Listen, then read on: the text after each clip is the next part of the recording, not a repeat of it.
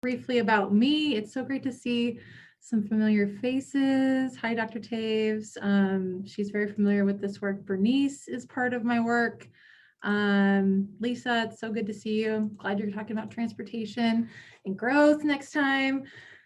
So I'm Alexis. I am a health strategist with the Western Idaho Community Health Collaborative. I am a public health nerd through and through, kind of an accidental one. And basically, I'm a proud graduate of Boise State with my master's in health science, specifically in health policy. And I've worked for Central District Health for about 6 years. And previously I worked in the state.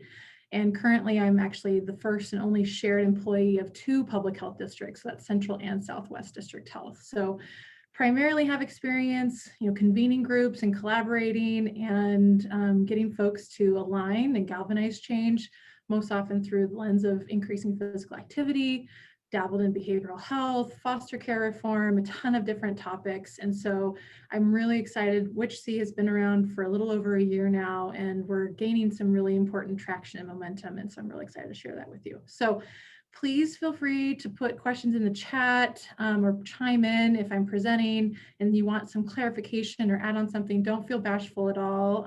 This is super low stakes, and I want you guys to be able to offer and ask questions as much as you'd like. All right.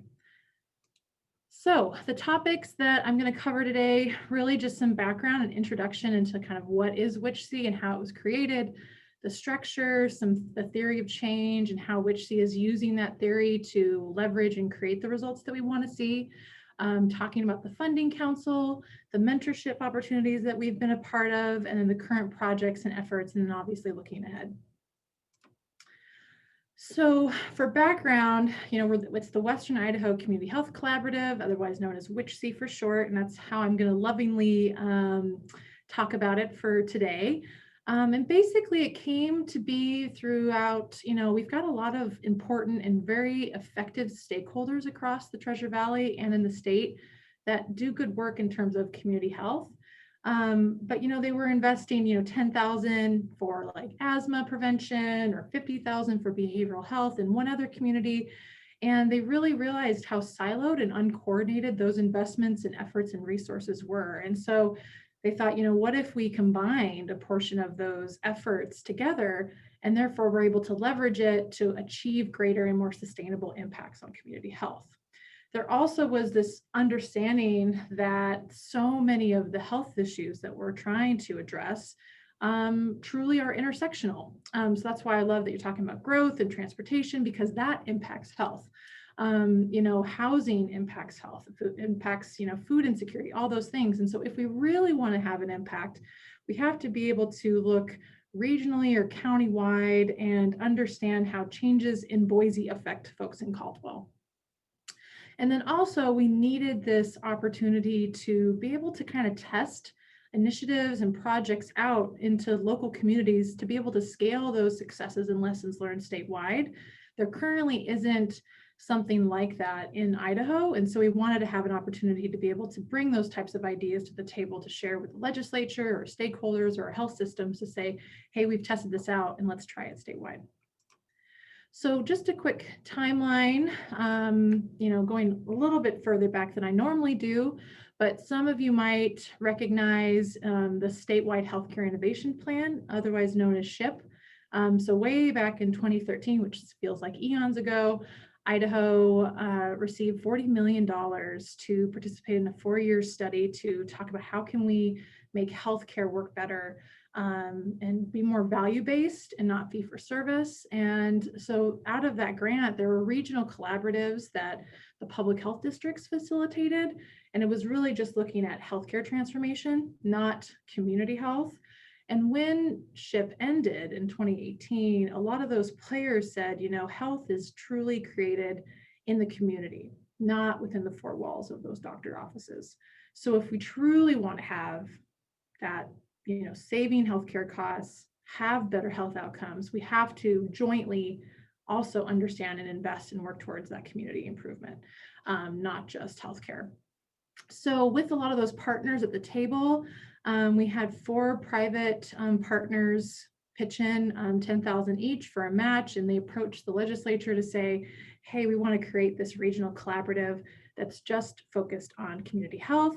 And in an unprecedented fashion, the legislature approved it, which was fabulous in 2019. And I was hired, and WICHC was convened in August of 2019. So we've gone through, building trust and scope and strategic plan. The legislature approved another round of funding for us. And we just completed the strategic planning process, and now we're beginning to partner with communities. So WICHC and the structure, it's based off of the collective impact model. I'm sure a lot of you are familiar with that, but it's a multi-sector public-private partnership. Collective impact model has to have a backbone organization, and those, it's the Central and Southwest District Health, so it's the public health districts. We also have to have a shared, agenda or vision or issue. And that really is all of these combined and diverse partners really want to get together to address the social influencers, otherwise known as determinants of health. And so going upstream so we can affect the downstream health consequences of those. We have about 21 diverse members, and they all represent typically public health, healthcare, or social services. So those are the 10 counties that we have. They're served by Central and Southwest. It's a little over 45% of the state's population, which is pretty incredible. And I'll just read a little bit from our charter. So WICHC aims to transform the health of our communities by collaborating, prioritizing, and collectively supporting the community health needs and healthcare transformation efforts that will have the greatest impact on improving health outcomes and lowering costs of healthcare. So I don't want to dive into this too much, but I just kind of wanted to flash this in front of your eyes. The theory of change for cross-sector alignment is an amazing model that WICHC is really following closely. And of course, just a few days ago, they updated it. So this is an outdated version of it. But really, it just shows the importance of aligning those three different sectors, the importance of that shared purpose. We're actually working on the data piece, the financing, and the governance. So we have all those elements in place. And really, we're relying on and working towards having that community engagement and centering community voices to guide our alignment in our work. So it's really critical that those relationships happen, and we're building them with our 10 counties. So that's kind of the theory of change with courtesy of the Georgia Health Policy Center and the Robert Wood Johnson Foundation. So then this is kind of the WICHC theory of change model that we've put together. And basically we've got our funding council, which is made up of our funding partners. We've got the actual collaborative itself. We've got 3 separate work groups that are doing a lot of the nitty-gritty work to engage those communities, to understand how to create a data system that can work for community members, that we can do referrals, we can understand the social determinants and collect that data. And then also the policy systems and environmental change opportunities that might come up. So we've got some current projects that I'll dive into more, but basically, we're working with those communities to build that capacity so that they are ready to partner. We work with them on the design, we implement, we measure and push for those PSE changes, and then we have those predicted results. So the Funding Council, we're only able to do this work because of the generosity and the vision of our Funding Council members. And so those are the Blue Cross of Idaho Foundation, Central District Health, Pacific Source, St. Alphonsus, Southwest District Health, St. Luke's, and the United Way of Treasure Valley. So to join the Funding Council, they've all had to chip in $10,000 minimum. They have organizational alignment, and they're obviously very engaged in the work. And they're leveraging their programmatic and expertise to benefit WICHC in the communities. So we're currently a part of 2 different mentorships, and one of them is the Data Cross Sectors for Health, otherwise known as DASH. And that was a joint mentorship opportunity that we applied for with United Way of Treasure Valley. And basically that allowed us the opportunity to learn from other 211s, United Ways, other collaboratives that are similar but different to WICHC about how they're sharing data and how they're compiling it and how are they leveraging it for changes in outcomes. And really through this lens of improving the social influencers of health.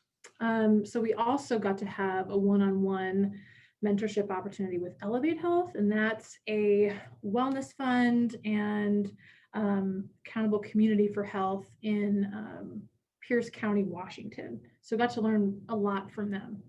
And then the other one is, it's truly an honor. We were invited to join a wellness fund learning journey with the Georgia Health Policy Center.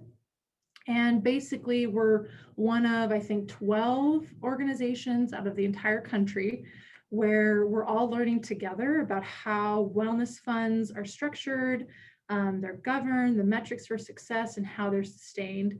And really the big thing is we've built this collaborative, and then the funding piece is what we're currently still working on, and we actually have identified a target number and how we're going to invest and all that sort of thing. So we currently have those things in place, but we're actively learning from others across the country that have more assets and more investment options than what we currently have in Idaho. So basically, we're learning from others, but then we're also sharing insights into our structure and our goals and outcomes. We're really kind of an anomaly, especially in red states, to have this type of momentum and partnership. And then especially to have legislative funding for seed funding is pretty unusual. So we get to talk a little bit about how we're doing that and share those successes and lessons learned with others across the country in hopes that we can build out more of these types of efforts in other states. So some community projects that we're actively working on. I've got the ones in orange. Those are the ones that fall in the Southwest District Health jurisdiction, and the green in the central. And basically we've partnered with Boise State and we applied for a National Science Foundation grant and the City of Caldwell to understand the cost of transportation on commuters and residents in Caldwell and start to field and test local solutions there. And then in Gem County, they've got a community health action team that's facilitated by Southwest District Health. And they're really keyed in and focused on, youth behavioral health, food security, and walkability. And what WICHC's role is to, provide funding, provide resources and programs to say, hey, county, you want this? Okay, let's try and work together, and we can give you, all of these different things to realize faster progress and momentum. And truly support what they think are the big issues. The Elmore County Health Coalition, they've done a lot of tremendous work, and we've applied for a grant to complete an assessment on the qualitative side of things in terms of understanding those social influencers to really address whole person health, but with this laser focused potential to improve, and prevent diabetes and support behavioral health, because those are two really key and persistent challenges that Elmore County faces. And then Southern Valley County, they're looking at expanding community health workers and community health EMS folks.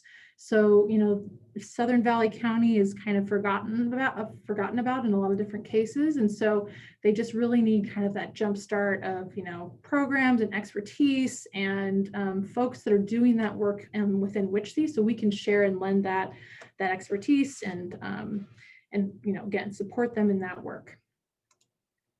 So another project that we're working on, which I'm really excited about, is we're partnering with the Idaho Community Health Worker Association. And that's just getting started. And basically, community health workers are truly the gateway to understanding what are the other underlying challenges that folks might have that come into the ED or in the doctor's office, and they don't understand how to access resources that they could or get referred out, that type of bit. So we have a ton of opportunity to make the community health worker workforce more sustainable, more standardized, and empowered. And so by working with the association, we're going to help them develop an assessment to see, okay, what's the landscape like, and and what do providers and payers and employers and employees think of community health workers, and present those findings, inform the important stakeholders, and develop and execute a plan for expanding the community health worker workforce. So we're very keyed in on truly working on policy, systems, and environmental change, otherwise known as PSE change. And previously, we've commented and galvanized our members to provide input on the value-based purchasing Medicaid request for information. And that's basically, all of this work on healthcare transformation.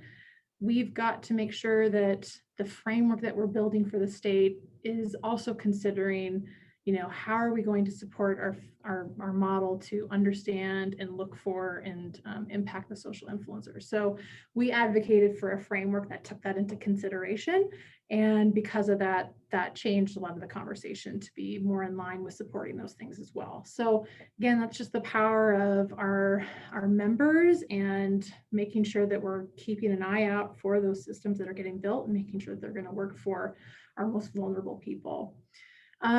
Recently, I joined the Healthcare Transformation Council of Idaho, representing public health districts. So I have a seat at the table there to understand and how they're building, our healthcare system, especially during COVID.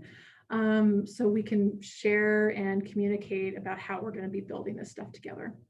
And then also we've made a lot of really important progress on understanding the data gaps in terms of systems that we have in Idaho and in the region. There's a lot of folks that kind of go out and build their own thing. We have a couple different statewide systems in place, but what we really need is something that can serve a lot of us. And we've seen that with COVID. It was a challenge to understand how many people needed resources and when and how. And so it's really critical. WICHC wants to be a part of a more standardized, health data exchange. And so we're currently working with IHDE, United Way, a few other folks in trying to support one of those existing systems to serve this type of work.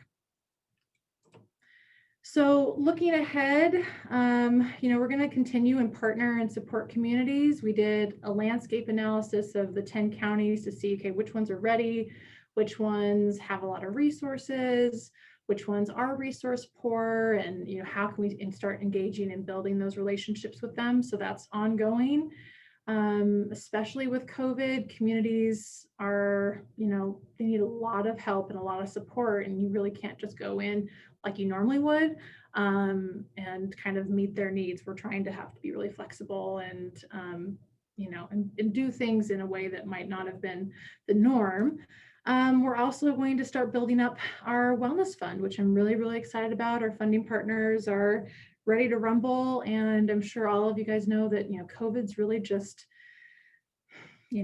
illustrated and exacerbated the existing disparities and challenges that our communities faced. So the need is even more critical now than it was when WICHC started. And it's going to take a lot of collaboration. It's going to take a lot of vision and a long-term commitment to, support communities and get us out of all of the terrible things that COVID has caused our communities. So I know we're going to be able to realize a lot of solutions because we've built that trust up already. So that's another really good thing that WICHC has been able to provide. And then obviously identify and collaborate on PSC opportunities. There's a legislative session coming up. So there's a lot of important opportunities coming down the pike. So we want to be able to communicate with our folks and be flexible and nimble and advocate for our folks. So I think that's it. I went a little fast, but that's our website. That's my email. If anybody would like to reach out, please do. And I think that's it. So I'm sure folks have questions. Yeah, thank you so much. That was awesome. Yeah, and if you want to, we can maybe stop sharing so we can see everybody for the discussion portion. And then if there's questions about specific slides, then we can go ahead and share. And for those of you in the audience who are brave enough to show your videos or feel comfortable, please do. It's nice to see who's all out there. Yay. Thank you, Alexis. That was really fascinating and really impressive what you guys have been able to do in the short amount of time that you've existed. So thank you so much for telling us more about what you guys are up to. I will kick off the questions, but audience, feel free to jump in after. And this question is one that I've now asked all of our presenters, but I think it's a really interesting one, which is, in the next 5 years, what would you like to see for the Treasure Valley or our community? So In terms of WICHC's work? yeah, in terms of the work that you guys are doing. Yeah. I would say, having a robust wellness fund, and that we're working and building those relationships with communities and able to leverage those resources to really support them in the long term. And we're starting to see the returns of these initial partnerships. This type of work takes time, and, folks at the table have realized that, putting in a couple grand here and there isn't doing anybody any good. And we really have to, if we really want to get, our population is still relatively small compared to a lot of other states, and our problems are only going to become more complex. So if we can, try and get a handle on it as much as we can right now, we can, be able to scale those solutions statewide. So I think that right now, between now and 5 years from now, is going to be really exciting. We're going to be able to test and work on a lot of important projects that hopefully we'll glean some solutions from. And ultimately, communities will look to us to help them fill in the gaps that they can't fill in themselves, or at least identify resources that they didn't know that they had access to, even within their own communities. Yeah, that's exciting. I have a follow-up question to that. And I know Sarah's got some really great questions as well in the chat box. Oh, so, but if you don't mind if I jump in. So within those goals, are you finding ways to measure the success of different implementation, or I mean, I think some things are pretty straightforward to measure, essentially the efficacy of action or the success of initiatives, but in some cases, like the strength of relationships and how some of those things are a little bit more difficult to measure. So are you guys thinking about implementing any kind of measurements to assess your impact over time? That's a great question. And basically, I didn't want to get into too much in the weeds in my presentation. Otherwise, I would have just thrown all of those metrics at you. But basically, as a group, we went through the results-based accountability process. Highly recommend it if you've got a lot of different partners that need to understand and hone in on some key data points. I'm sure all of us realize, like, we have tons of data everywhere, but we're kind of information poor in saying, okay, what are the really key issues and how do we move forward together on those issues? So that was a very helpful process. And we had our funding council go through that, and they went through a separate process versus the collaborative went through their own process. Bernice was there for most of it. Dr. Taves was a part of some of it, I believe. And basically they each came up with their own metrics, and one was based on the population, one was based on the program, if you think of WICHC as a program. And basically, I don't have the two key issues or key strategies in my handy here, but basically one of them is, increasing healthcare access through a variety of ways. And then the other one is in increasing and addressing kind of the nexus of multiple social influencers of health. So with each of those projects, there's co-occurring issues that are, creating those challenges, or at least those solutions would address multiple social influences of health. So those are the strategies. And then the metrics behind it are, how, like, if we're looking at Elmore, for example, and we're trying to improve behavioral health, they currently don't have enough resources to support their high veteran population. They have a lot of childhood poverty. So, okay, can we increase the number of providers that are there, or at least increase access through other means, like through telehealth or co-location, that community health worker piece? So really just kind of looking at it from that lens to say the community has these key issues. So through those, like, broader metrics, how can they kind of retrofit to fit the needs of that community? Okay. Well, Well, and then I'll answer Dr. Tave's question. So basically, I think the university fit in the change model. So they updated the model just this last week. And instead of it being, just very linear, they made it kind of more of like a wheel, several different cogs. And, it's really an ongoing process. It's not stagnant. Like you don't just do this, then you do that. You have to do and juggle all these things at the same time. And so I see broadly the university's role and post-secondary education truly as a conduit that helps us with all of those different roles and processes, because you guys have the expertise of understanding how can we hone in the metrics better, evaluation, there's data involved there's systems that you're a part of or that you can help create and galvanize. So I think you're scattered in between all of it, and you don't really fit one of healthcare, social science. You're not prescriptive into one of those three boxes, but you are critical in the success of all of those different elements. Does the model call out tools? Because I'm wondering if maybe a university is like part of your toolkit that you dip into. Yeah. I mean, I think about our students and the benefits that our students have had in working with you and the work that WICHC has. I mean, that's an incredible learning opportunity for us, but also gives you some human capital to work with as well. Yeah, Dr. Tays mentioned I've been able to benefit from having two interns at separate times with the MHS program.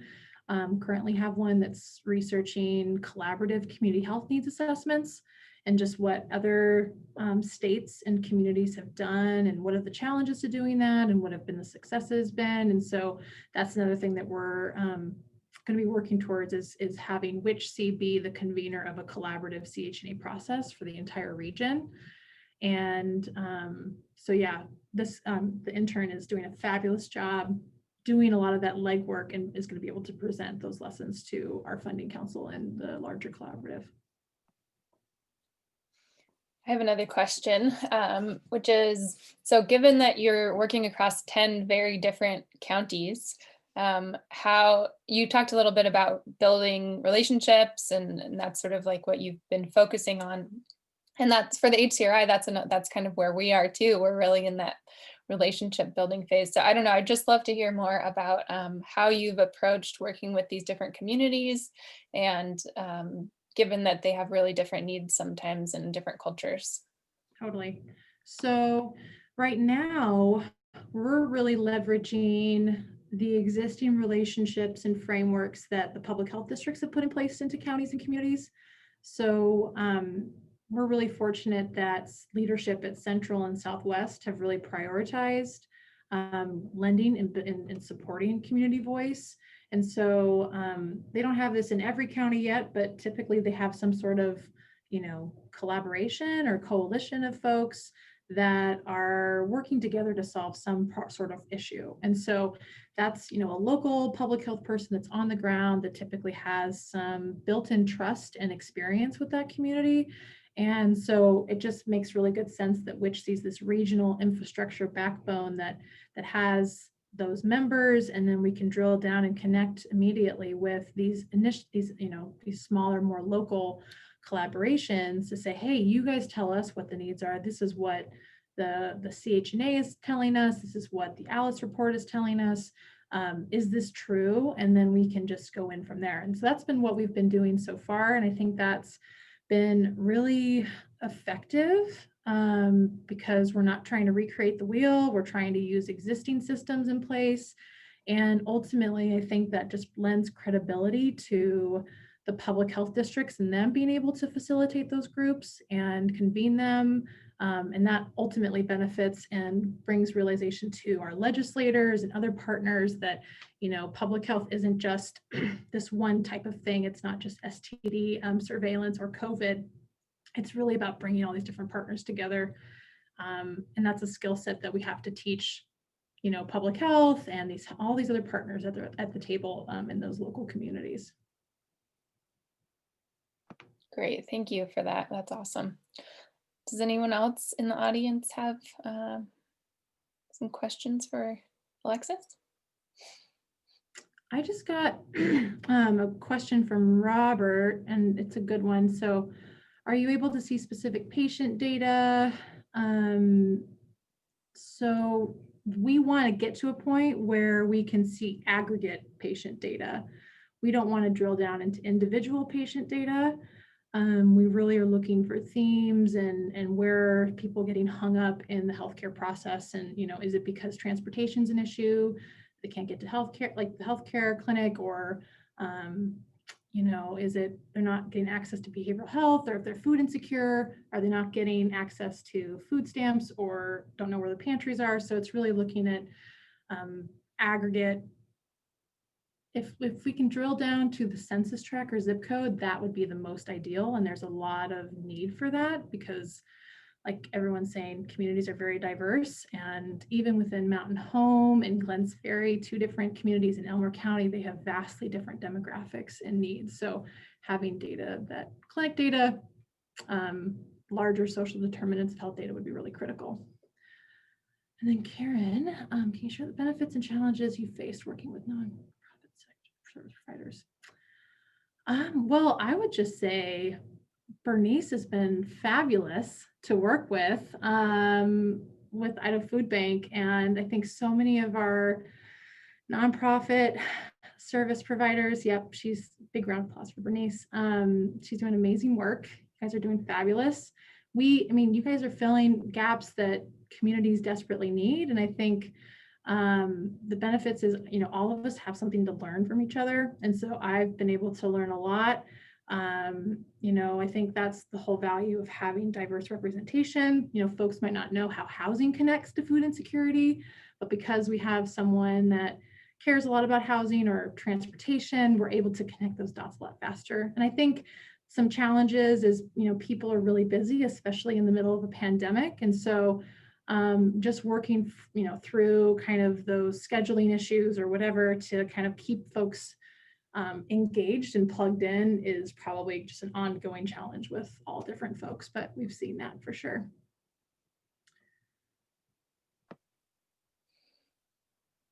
Okay, I have another one. So if you had to sort of summarize what sort of keeps you up at night, what you see as kind of the biggest challenge going forward with your work, what would you? I would say people thinking it's overly complicated. This work is truly simple because we're really just about getting together, saying this is the shared challenge that we have, and then ultimately coming to an agreement about what it is that we have to do to support it and challenge it, and measuring it and being okay with whatever it is that shows, the evidence and the evaluation of that initiative. So I think we can get really down in the weeds about, is this hitting all the right dots? Is this doing all of these things? Or kind of getting stuck on, collaboration and partnership is ongoing and it is challenging, and not thinking that, oh, because this person dropped off, that means the whole thing's a failure. It's like, no. That's just part of doing this work. People might come and go, leadership changes. And so really kind of, informing all of our partners that this takes work, but it's worth it and it's long-term. And just doing things together, we're already realizing impacts because, like I said, there was just research that I saw, I think last week, when providers and hospital systems had already had a history of working together, those referral rates during COVID, they've just increased exponentially, and they're coordinating better because they have that trust in place. So there's all of these other softer savings and benefits that we realize, and having trust in that is really, really key. I love that.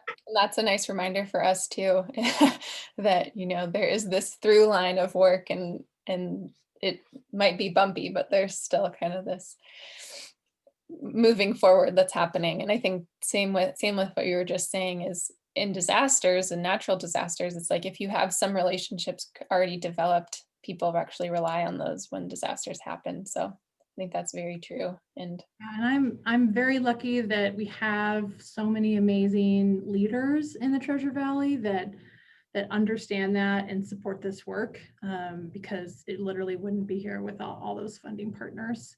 And I would say a lot of our legislators, they realize that, oh my gosh, if we want to see some, Medicaid savings, we have to be willing to test things out and kind of, collect those community stories about why a certain thing may or may not work or what those challenges are. So it all nests and coalesces together. And so it's really just about being able to articulate that in a way that most people can understand. Definitely. I know you guys have more questions. Hi, Deanna. Not to put you on the spot. Hi.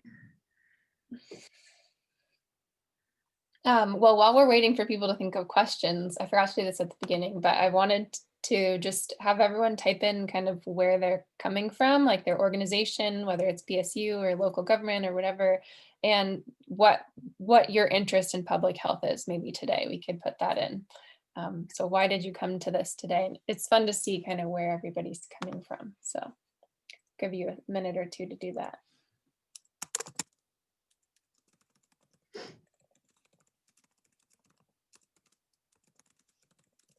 Alexis, this is Sarah. I guess I'd like to kind of press you on the issue of how universities can be players in this work that you're doing. You have a tremendous audience here of folks from the university or some great representatives.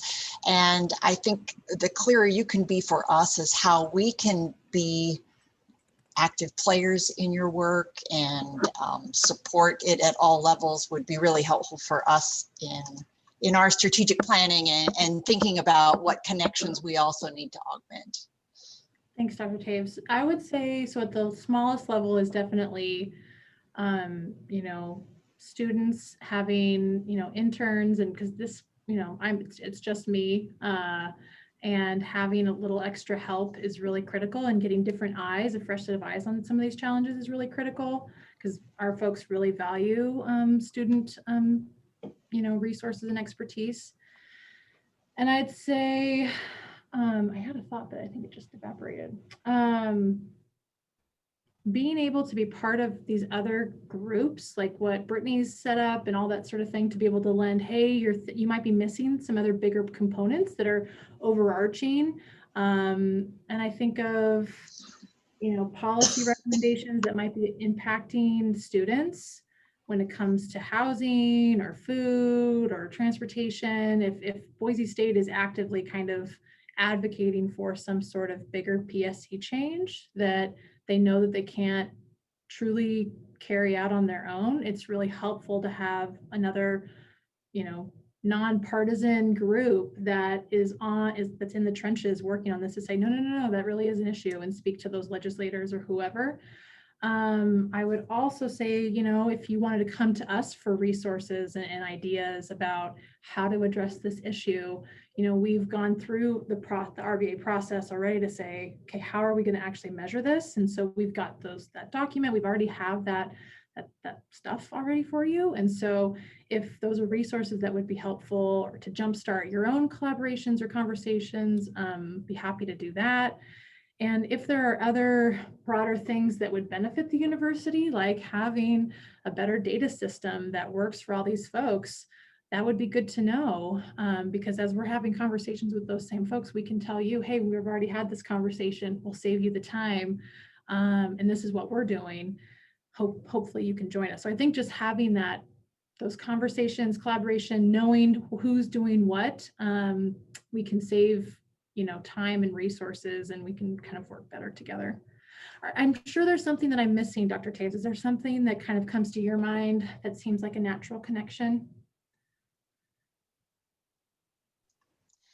I see just in this room, I see folks from criminal justice, public health, communications, the biology science. I just think we're such a natural melting pot of talent and capacity that I know from myself, I welcome our community partners to reach out to us and put those big questions to us and challenge us to be players.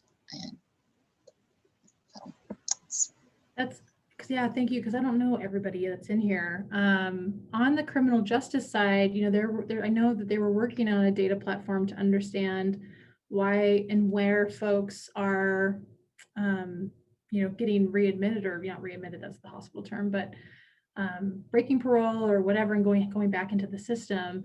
And I actually piped up at a presentation that they had pre-COVID, and I was like, are you accounting for all of those bigger social determinants of health and how that impacts, like, childhood trauma, all of those other pieces? How are you collecting that data to understand how that's playing a role in that decision or lack of decision-making process that those inmates may or may not be having? So the database would be you. Okay, cool. Thanks, Lisa.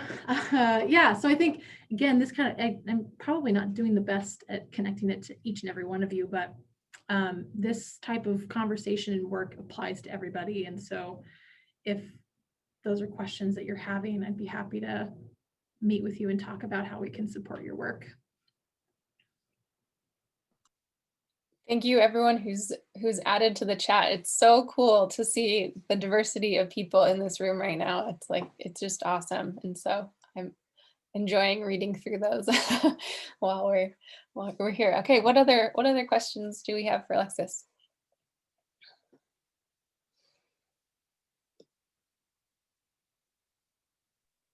I have it's actually more of a comment, but I've written down, been keeping notes, and I definitely am going to look into some of the theories of change that you brought up, because the HCRI right now is going through some strategic planning as well, and trying to figure out how we connect with the community and how we build relationships and trust, and the direction that we take in the next 5-10 years, and how we do that, and who we partner with. And so learning a bit about how you did that, I think, would be really helpful. So I might send you a follow-up email.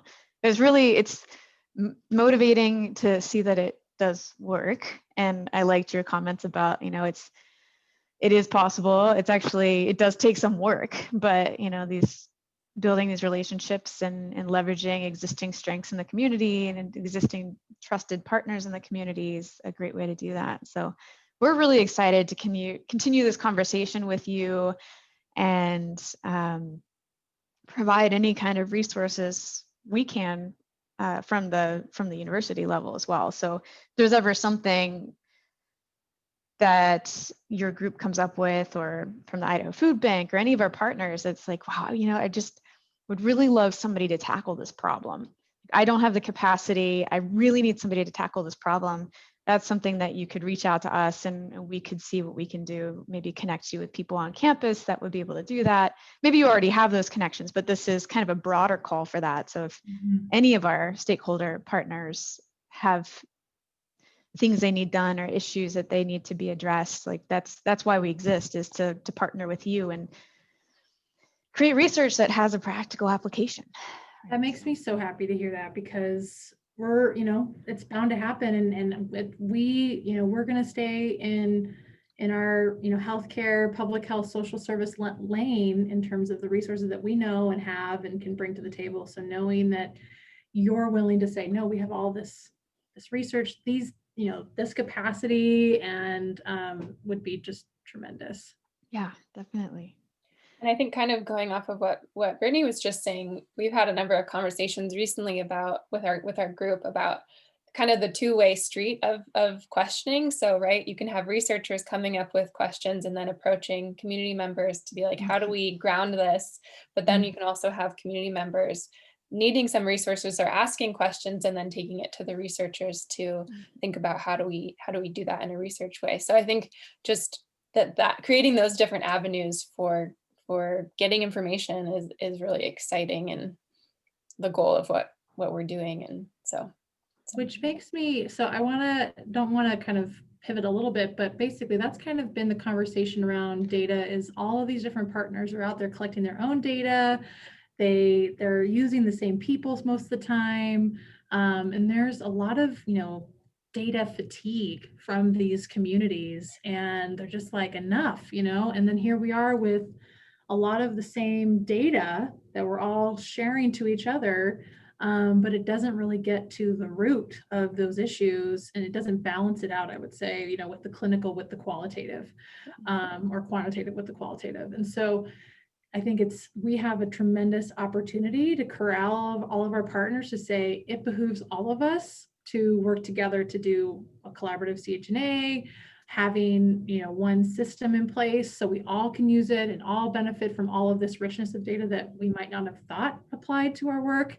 And so I think that's the next big thing is building that. And so knowing, it'd be helpful to know, you know, like any type of database that you guys are currently working on, or what doesn't exist that you could use.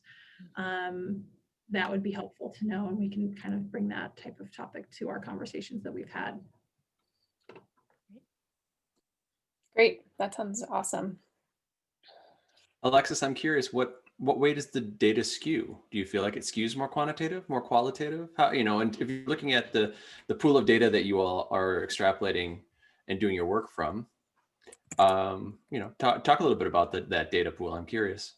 Sure. So in the RBA process, we looked at specific metrics like the average, like the rental vacancy rate, and like some of those key things that talk about those, that link to those bigger, you know, housing, transportation, education, those types of social influencers bucket.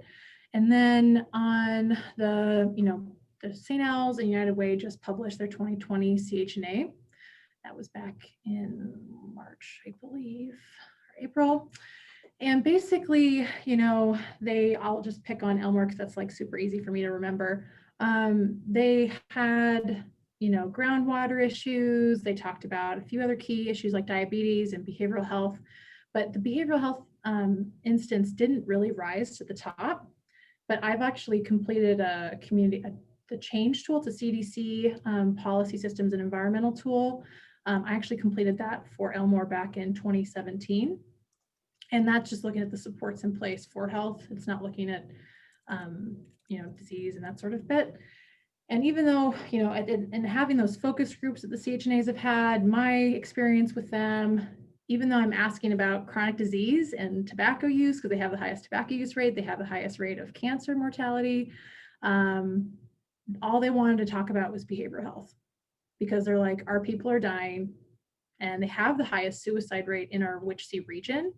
But because there's a slight, you know, they have some behavioral health resources, but they're not enough. And there's so much stigma around it. It's like, you know, everyone's saying this is such an issue and we're seeing it, but because we have all this other data that's saying it's diabetes, it's obesity, that continues to rise to the top, even though there's no political will to address that. There's not a lot of interest to address it because the mental health piece is so overwhelming to so many folks.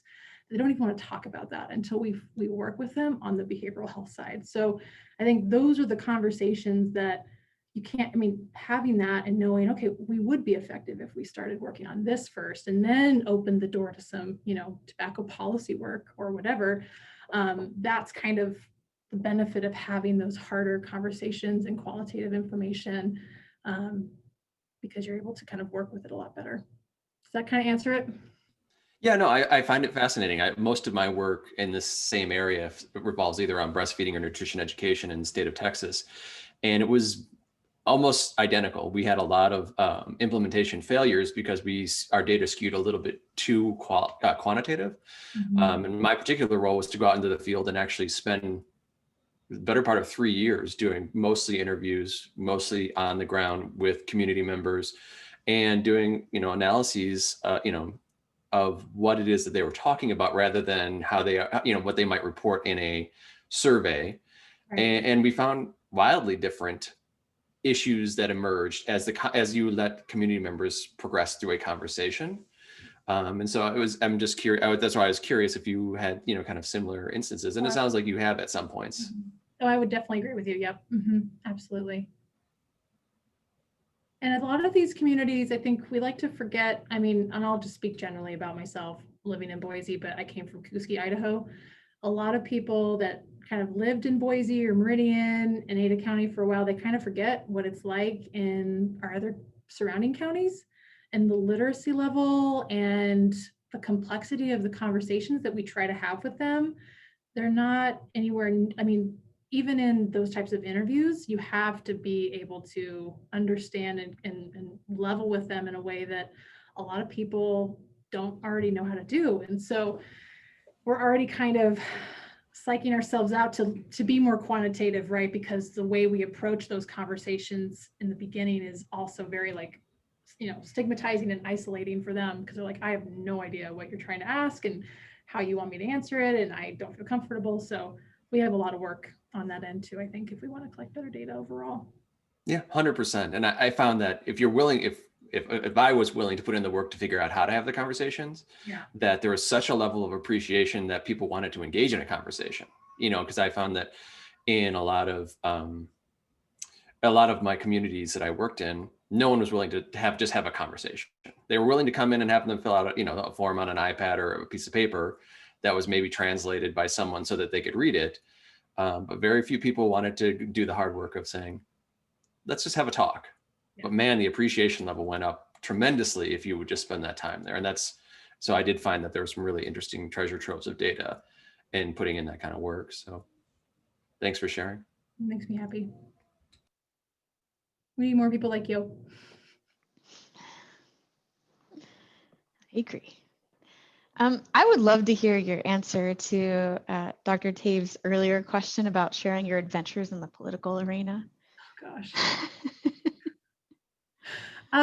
So because I worked with communities one-on-one on increasing access to physical activity, like, in Star and CUNA and Mountain Home and McCall, it's like, we had to think about supporting all users of all ages and abilities, and in Ada County in particular, that was a bit challenging to realize, working with ACHD. And so joined several different advisor groups and talked to folks and tried to realize some change and understand, bringing to light that whole health consequence of transportation and how the built environment impacts health.